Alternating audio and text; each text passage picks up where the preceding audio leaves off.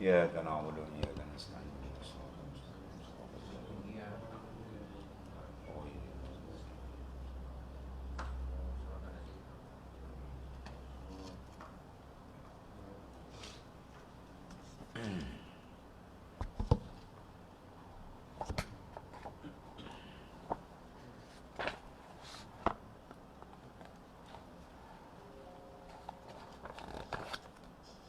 A'udzu billahi minasyaitonir rajim.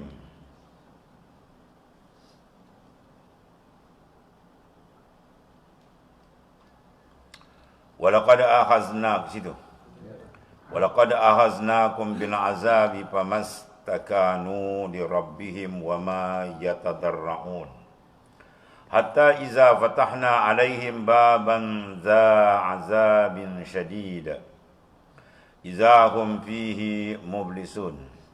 Wa huwa alladhi ansha'akum wa huwa alladhi ansha'a lakumus sam'a wal absara wal afidata qalilan ma tashkurun.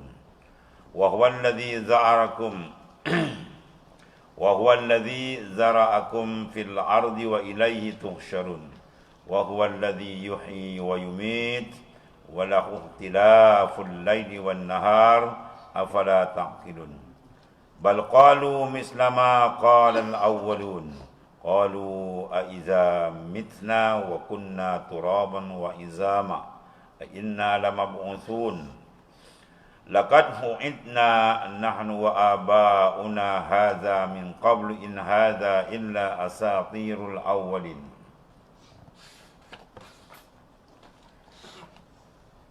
Dan sesungguhnya kami, yakni Allah SWT telah menimpakan mereka dengan azab di dunia. Mereka tidak juga tunduk patuh kepada Tuhan mereka. Dan tidak pula berdoa kepadanya dengan merendahkan diri serta insaf dan bertaubat. Sehingga apabila kami bukakan kepada mereka sebuah pintu yang menyebabkan azab yang berat, maka mereka serta-merta berputus asa dengan sebabnya dari mendapat sebarang kebaikan. Dan dialah yang mengadakan bagi kamu pendengaran dan penglihatan serta hati untuk kamu bersyukur, tetapi amatlah sedikit kamu yang bersyukur. Dan dialah yang menciptakan serta mengembangkan kamu dari bumi, dan kepadanya lah kamu akan dihimpunkan. Dan dialah yang menghidupkan dan mematikan, dan dialah yang menentukan pertukaran malam siang. Maka tidakkah kamu mahu berfikir? Mereka tidak juga mahu berfikir, bahkan mereka berkata seperti yang dikatakan oleh orang-orang dahulu yang ingkar. Mereka berkata, adakah apabila kami telah mati dan kami menjadi tanah dan tulang, adakah kami akan dibangkitkan? Demi sesungguhnya kami telah dijanjikan perkara ini kami dan datuk nenek moyang kami dari dahulu lagi. Perkara ini hanyalah cerita dongeng orang-orang dahulu kala. Tafsirnya, Allah SWT berfirman dalam ayat tersebut, yang maknanya bahawasanya Dia telah menguji mereka dengan berbagai musibah dan bencana, seperti kekalahan pada perang Badar. Ramai di antara ketua-ketua mereka terbunuh, itu uji orang kafir, dan ditawan, dan dalam pada itu musim kering pula, dan menjadikan mereka menderita kelaparan. Namun mereka tetap tidak mahu tunduk, tetap mana berdegil, tidak mahu tunduk kepada Tuhan, kepada Allah Ta'ala, dan tidak mahu berserah, tidak mahu merendahkan diri, memohon pertolongan Dia. Sehingga apabila datang azab Allah Ta'ala, barulah mereka panik dan putuslah harapan mereka dari segala kebaikan dan maknanya ketenangan. Kemudian dalam firman-Nya juga menyebut beberapa nikmat yang telah dikurniakan kepada hamba-Nya. Di antaranya ialah nikmat pendengaran, penglihatan, akal, hati untuk merenung kekuasaan Allah dan menciptakan alam ini. Akan tetapi sedikit saja manusia yang bersyukur.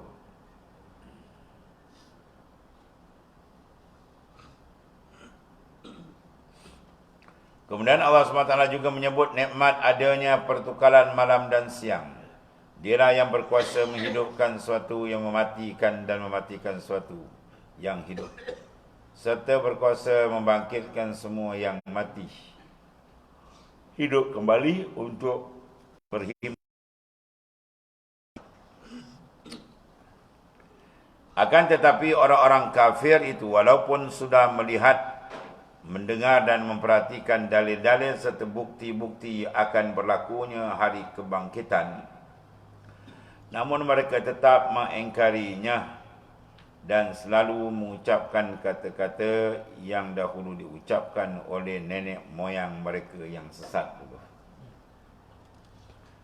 Mereka mengulangi ucapan nenek moyang yang berkata, apakah betul apabila kami mati menjadi tanah, tulang-tulang akan dibangkitkan kembali? Dia tak tahu dulu dia datang kena satu contoh pun tak ada, tulang pun tak ada. Itulah yang selalu diancamkan kepada kami dan kepada bapa kami yang terdahulu. Padahal semua itu adalah dongeng, dia kata. Dongeng kosong dari orang-orang yang terdahulu. Sebab apa dia cakap begitu? Sebab butanya mata hati mereka, tidak diberikan iman oleh Allah Ta'ala. Maka dia cakap dalam kegelapan kesesatan dia. Habis. Kemudian Allah SWT berfirman dalam surah An-Nazi'at, Aiza kunna izaman nakhirah, qalu tilka izan karratun khasirah, fa innama hiya zajdatun wahidah, fa izahum bisahirah. Bolehkah dihidupkan semula sesudah kita menjadi tulang yang reput? Mereka berkata lagi, siapa ni orang-orang yang kafir yang sesat ni, secara mengejek. Dah le bodoh, kafir mengejek orang pula. Udah nau pun kan ni. Kalau dia dah teruk, dia nak ngejek-ngejek orang. Dia buta, dia pekak, apa nak ejek orang. Sudah tentulah kembali kita hidup semula itu satu perkara yang merugikan, dia kata. Menghimpunkan semula tidak sukar, dia kata. Kerana berlakunya perkara itu hanyalah dengan satu jaritan, mana terbit dari tiupan sangkakala yang kedua. Dia menyebabkan mereka dengan semerta berada di muka bumi yang putih rata. Ini Allah Ta'ala menyebutkan keadaan suasana kehaibatan kebesaran dia. Menjadikan kebesaran dan keagungan dia. Dia boleh buat apa dia nak buat. Wa'alul lima yurid. Asal makhluk zero, tak ada apa-apa, Tuhan boleh jadikan. Sekarang Allah Ta'ala dah jadikan, dah ada, ulang balik kejadian. Itu lebih, kalau kita lebih mudah, bagi Allah Ta'ala tak ada apa-apa bagi kita, terlalu mudah. Semua dia boleh buat. Sebab apa? Dia Tuhan. Kalau tidak, tak nama Tuhan pula, kan? Qala Allah Ta'ala, Qul limanil ardu wa man fiha in kuntum ta'lamun. Sayaqulu lillah, sayaquluna lillah, qul afala tadhakkarun.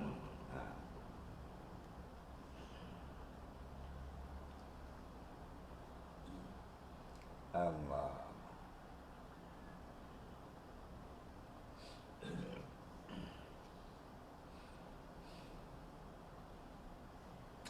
Qul man rabbus samawati sab'i wa rabbul arshil azim. Sayaquluna lillah, qul afala tattaqun. Qul man biyadihi malakutu kulli syai'in wa huwa yujiru wa la tujar. Wa huwa yujiru wa la tujaru alaihi in kuntum ta'lamun. sayaquluna lillah qul fa anna tusharun bal atainahum bil haqqi wa annahum lakazibun. Tanyakanlah wahai Muhammad sallallahu alaihi wasallam, kepunyaan siapakah bumi ini? Ni tanya, kalau di sini ni tanya lagi tajam sini. Bumi ni siapa punya? Kalau dia tak tahu, memang dia jahil betul. Kalau dia tahu, tak payah dia pening-pening Tuhan nak jadikan makhluk balik, nak bangkit 10 kali balik hidup balik, lepas tu balik hidup balik. Tahu. Bumi yang besar ni Allah tak boleh jadikan. Engkau yang ketut kedil tu, apa payah nak. Ini satu pertanyaan yang hebat tuan. Di manil ard? Siapa punya bumi? Wa man fiha, dan segala isi kandung dalam bumi siapa punya? In kuntum ta'lamun, kalau kamu faham. Dia faham situ cukuplah. Sebab banyak ayat Quran suruh kita menilik kejadian langit dan bumi. Mereka akan menjawab, kepunyaan Allah. Katakanlah, mengapa kamu tidak mahu ingat? Kalau dah sedar Tuhan yang boleh menjadi lebih besar daripada diri kamu. Tanyakan lagi, siapa Tuhan yang memiliki dan mentadbir langit dan tujuh? Ya, dan Tuhan yang menjadikan aras yang besar. Siapa?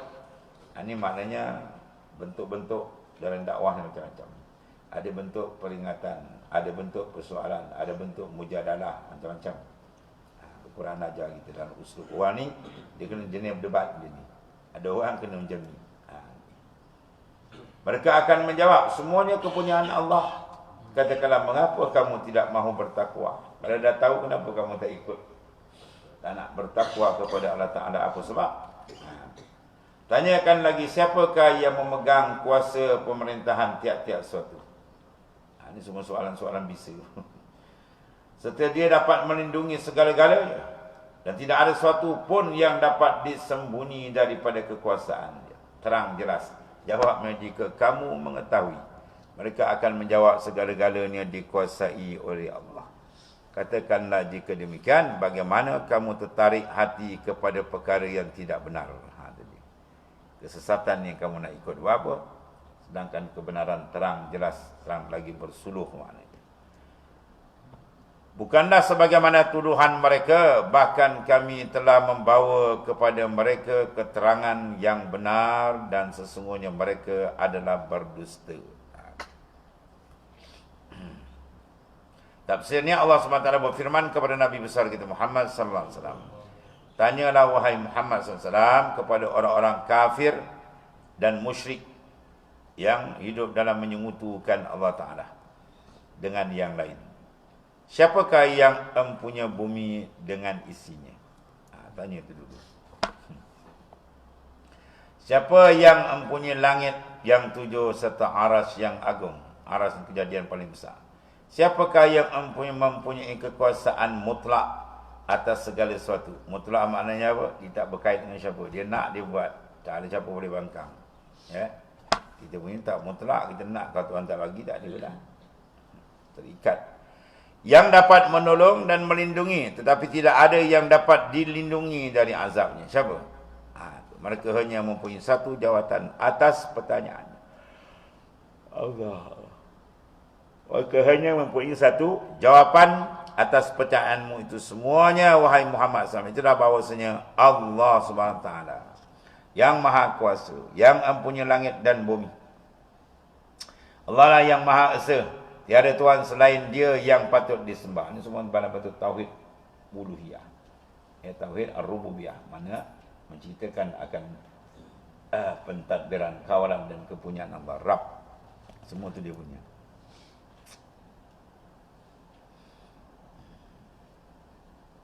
Maksudnya suruh ini bergantung dengan zat yang sedemikian. Kun bi'awsafir rububiyah.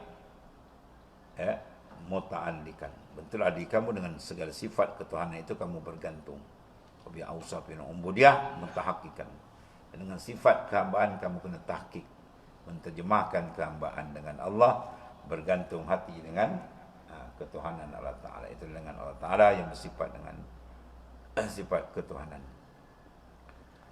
Kemudian Allah SWT yang tidak dapat ditanya tentang apa yang dia perbuat dan dicipta.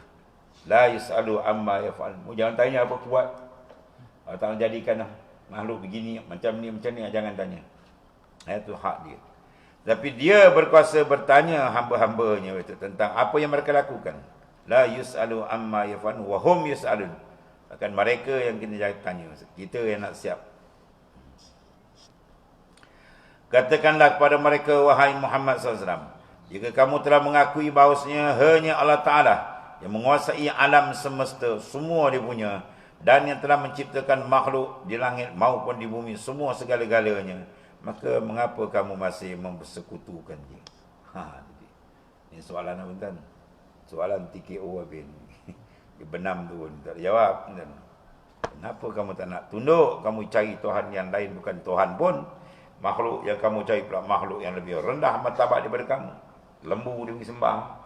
Ambil tai lembu cari kat dahi. Wah, dah beban. Patung dia pergi apa? Kayu dipahat. Ya, batu diukir. Lepas tu dihangguk-hangguk. Bagi makan. Ya. Tengok-tengok tak makan datuk dia, ditukar plastik. Datuk dia akal ni. Datuk dia akal ni. Apa dan dengan kesesatan ni tadi. Kalau Sayyidina Umar pernah senyum ketika dia duduk seorang diri. Bila ditanya dia kata, aku teringat zaman jahiliah dulu aku buat patung daripada buah tamar, aku lapar aku makan ni. Aku cabut kepala dia, aku cabut kaki, habis semua makan. Itu panggil jahiliyah, mansubun ilal jahli, dibangsakan kepada kejahilan. Sebab apa tak ada jahil? Tidak ada kegelapan jahil, sebab tidak ada nur ilmu, nur iman, tak ada, gelap. Sebab jahil tu zulmah, gelap. Allah. Kalau setara tu, maknanya nak buat pengakuan cantik. Al-Quran susun tu. Biar dia mengaku sendiri. Siapa jadi langit bumi? Tuhan. Siapa jadi ni? Allah. Kalau semua dia apa lagi? Maknanya. Kalau cakap kan dia payah, ni dia sendiri. Ya.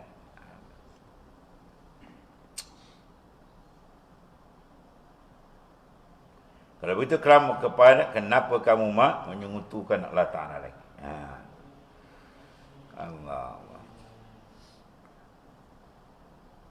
Jika kamu telah mengetahui bahawa hanya Allah Ta'ala mengetahui, menguasai alam semesta, telah menciptakan makhluknya di langit maupun di bumi, maka mengapa kamu masih mensekutukannya dengan persembahan lain? Mengapa kamu tidak bertakwa kepadanya? Kenapa kamu tak tunduk kepadanya? Apakah kamu tertipu dan terkena sihir? Dia nak kata Nabi kena tipu sihir pula. Dia tu macam kena, dia yang tertipu sebenarnya, gurur. Ya. Dan dalam sabda Rasulullah SAW dalam hadis, mas samawati sab'u wal ardun as-sab' wa ma bainahunna wa ma fihinna fi kursiyyi illa ka halqatin mulqah. Tengok tu. Bila ardin falatin wa innal kursiyya bima fihi bin nisbati ila al-arsh katilkal khalqati fi tilkal falah. Hebat tak hebat benda ni. Besarnya kejadian-kejadian Allah Ta'ala. Masya Allah.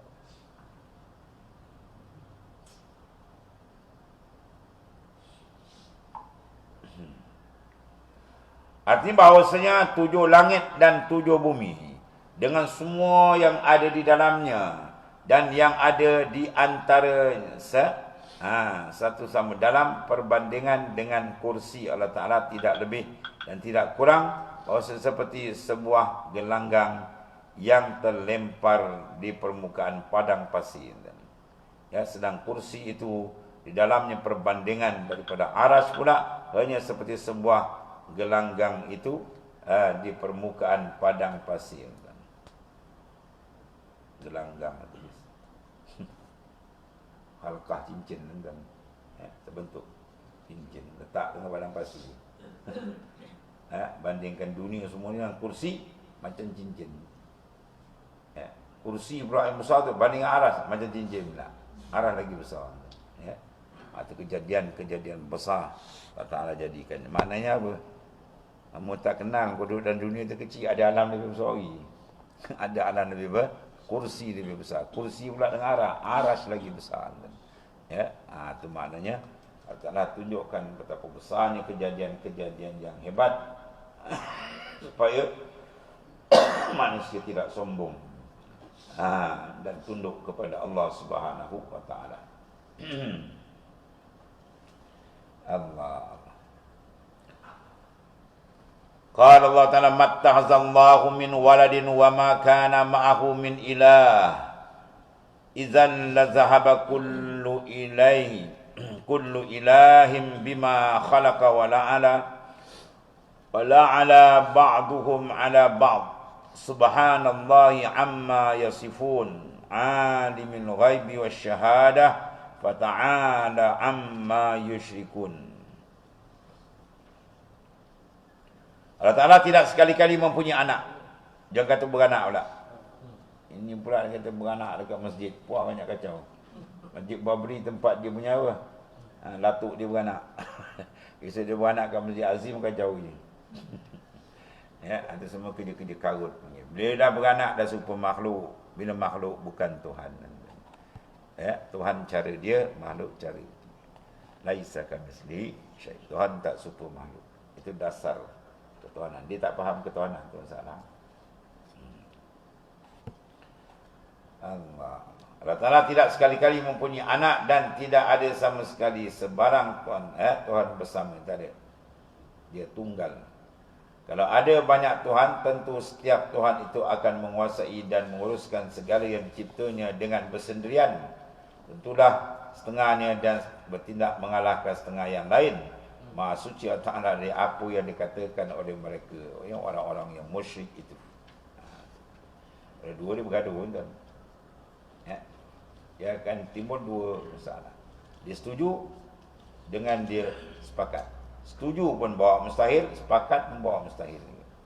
Kalau setuju dah tentulah. Dia kata nak jadi, dia kata tak jadi. Kalau kata-kata lulus dua-dua macam, dia Tuhan dulu-dulu kalau kita kata gitu. Mana berhimpun dua yang berlawanan. Satu benda jadi pun dia, tak jadi pun dia. Itu tak betul, mustahil. Kalau satu saja maknanya lurus, yang tak lurus, sama juga lemah. Kalau dua-dua taraf ketuhanan, bila satu lemah, yang lain pun sama lemah juga. Tak boleh, ke mana pun dia tak boleh dua. Dia mesti tunggal. Ya, dan makna ketuhanan yang paling besar di antara dia apa? Ialah semua terikat dengan dia. Kalau ada satu benda terlepas, maka batal makna ketuhanan. Kalau dua Tuhan, habis dah. Bila dua dah terpecah separuh sana, separuh sini. Sebab tak boleh. Ke mana pun mesti Tuhan satu. Wa ilahukum ilahum wahid. Allah Ta'ala yang mengetahui segala yang tersembunyi dan yang nyata. Maka dengan yang demikian itu, maka tinggilah keadaannya dari segala yang mereka sekutukan. Ta'ala Allah. Maknanya apa? Maha tinggi daripada segala apa yang dibangsakan oleh kufar. Tafsir ayat ini, Allah Ta'ala berfirman menafikan dirinya mempunyai anak atau mempunyai sekutu yang menyekutukan dia. Ini terserahlah. Setelah mana kesesatan ajaran Kristian yang sesat, yang mengatakan Tuhan itu ada tiga, oknum macam-macam.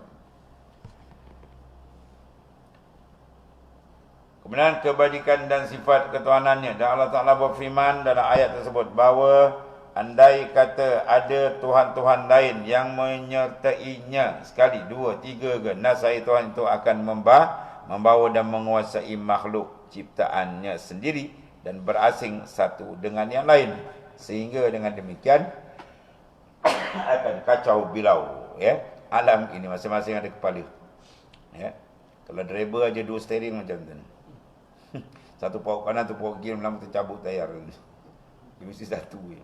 Buat rumah pun tak boleh kan. Buat rumah mesti satu tekong ni. Kalau dua tekong habis. Pasang ikat sana, ini ikat sini dah. Ikut kepala je. Hara dia kejap. Mesti tunggal.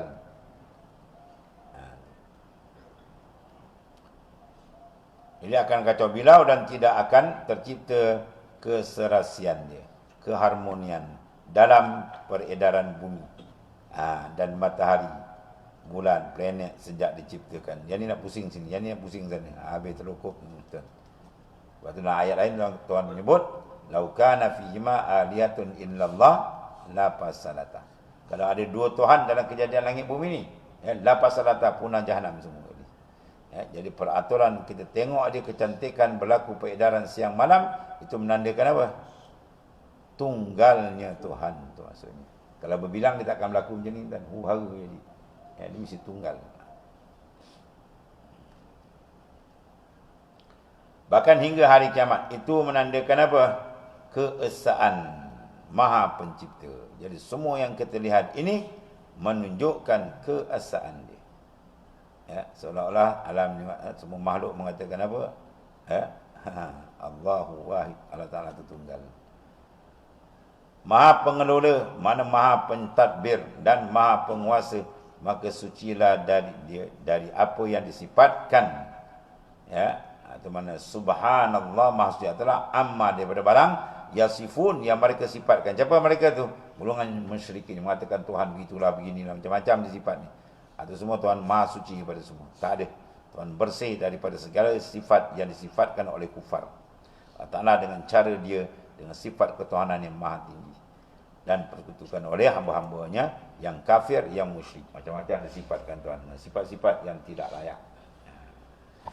Dan orang mukmin berpegang dengan akidah yang betul, iaitu ketuhanan adalah milik tunggal Allah Ta'ala. Tak ada siapa yang menjawab jawatan ketuhanan, tak ada. Sebab tu kita membaca suratul Ikhlas bersama pahala. Surah menunjukkan keesaan Allah Ta'ala. Dan qala ta'ala qul rabbi imma turiyanni ma yu'adun ila sadaqallah.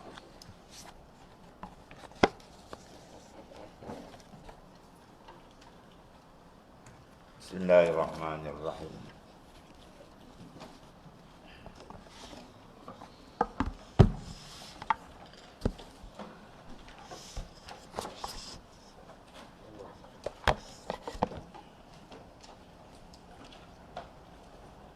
Qala ma'alif rahimahullah ta'ala. Salam 33.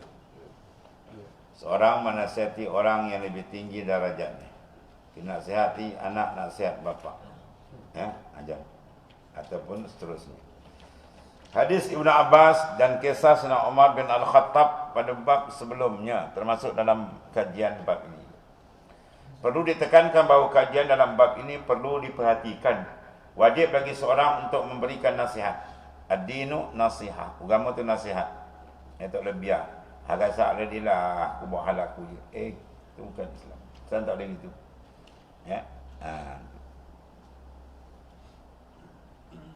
Man lam yahtamma bi amril muslimin falaisa minni. Siapa yang tak ambil berat urusan orang Islam, itu bukan umatku, Nabi kata.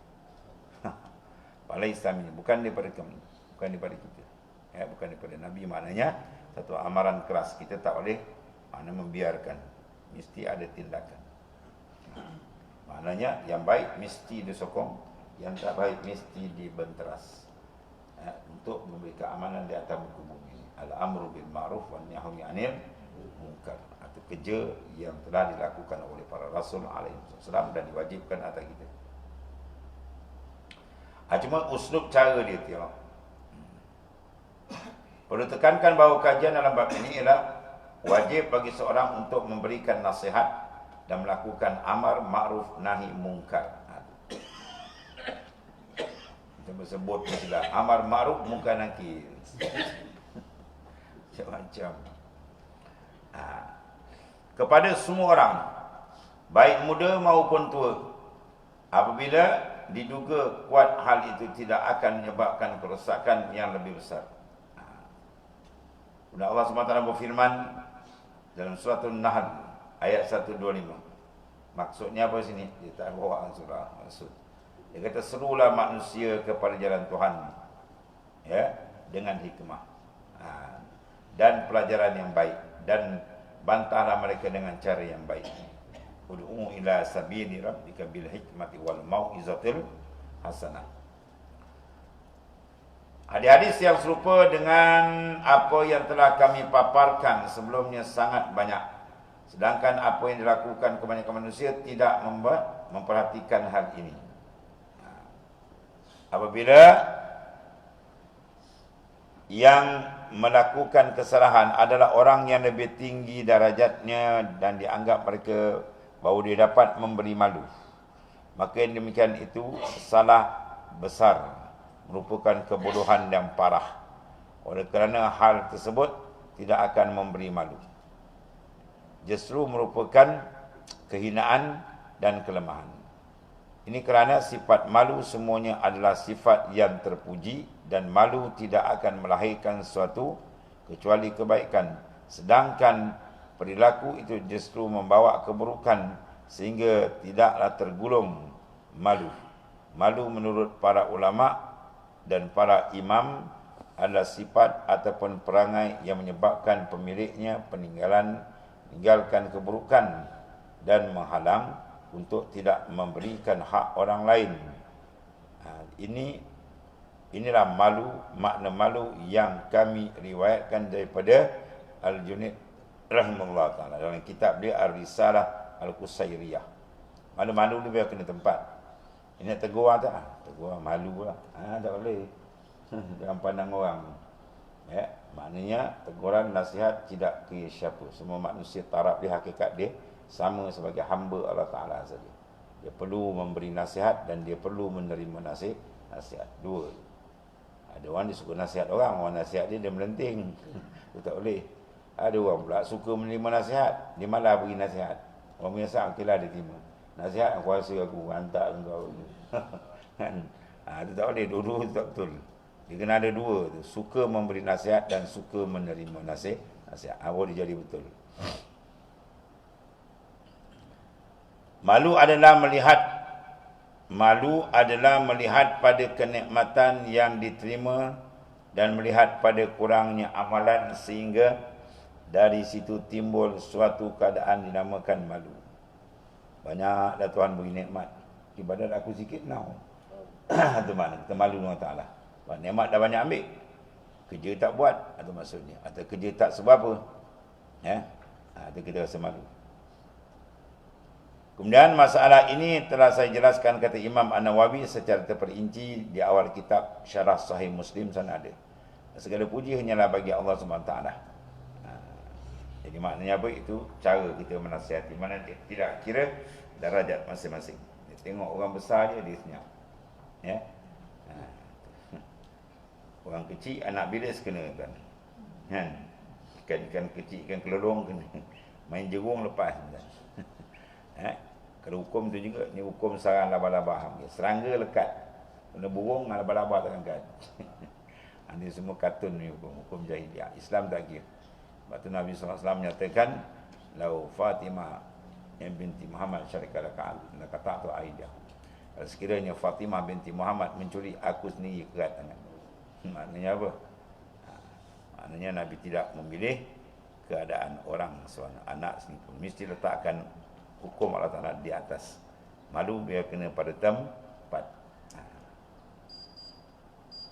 Habis. Kemudian perintah untuk menunaikan janji. Allah Subhanahu Wa Ta'ala berfirman yang maksudnya. Kita bawa ayat ini. Dan tepatilah perjanjian dengan Ta'ala apabila kamu berjanji. Allah Ta'ala berfirman yang maksud dia, hai orang beriman, patuhilah akad-akad itu. Allah berfirman yang bermaksud, dan penuhilah janji, sesungguhnya janji itu pasti diminta pertanggungjawabannya.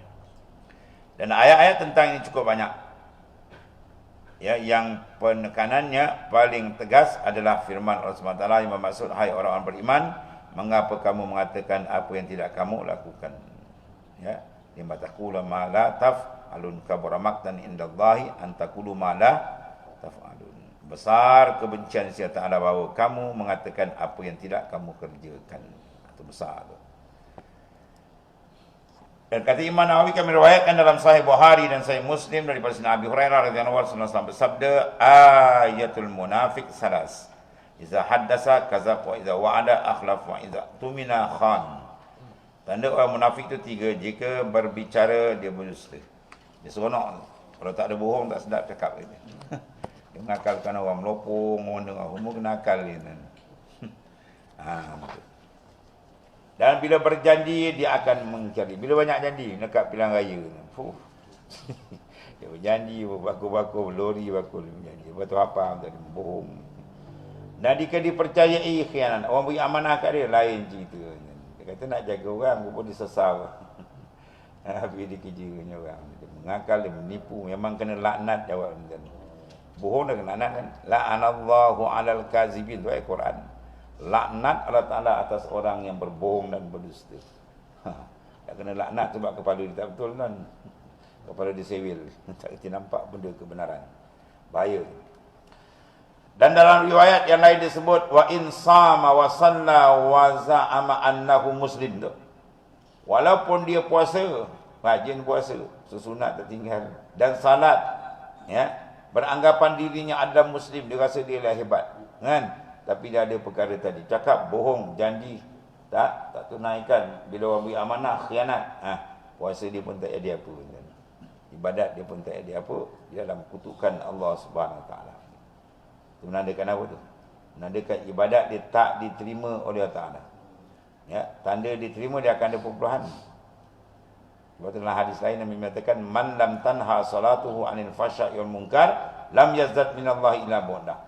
Karena siapa yang mana sembahyang dia tak mencegah dia fahsyak munkar, dia tidak bertambah melainkan bertambah jauh dari Allah, ya kan? Jauh dalam ibadat lagi bahaya. Di ibadat sembahyang, dia puasa, dia rasa hebat. Rupa dia makin jauh dengan Tuhan, ya.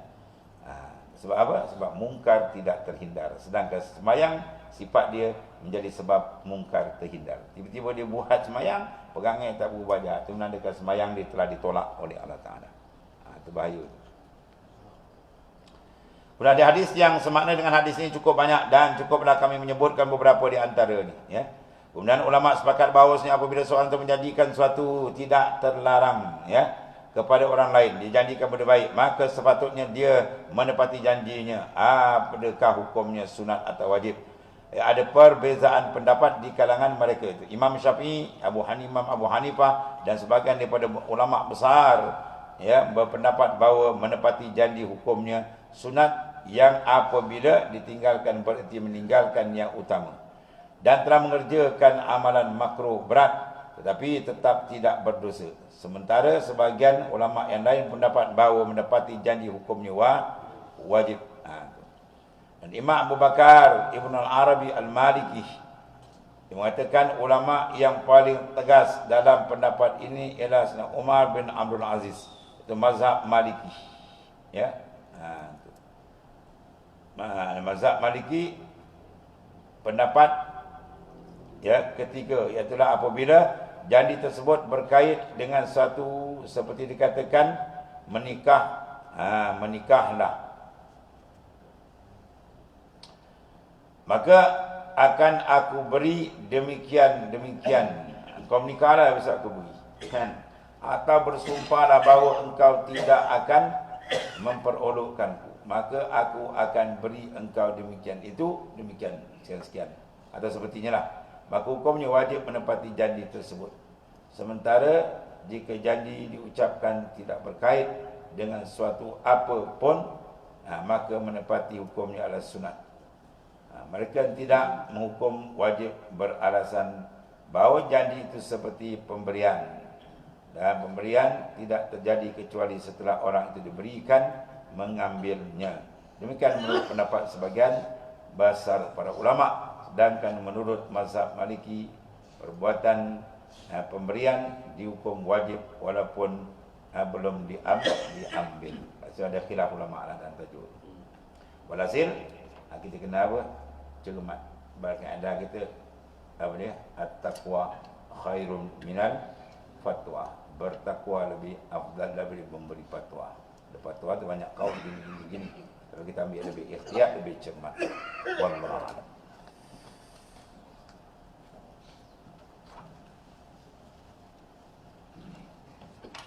Bismillahirrahmanirrahim.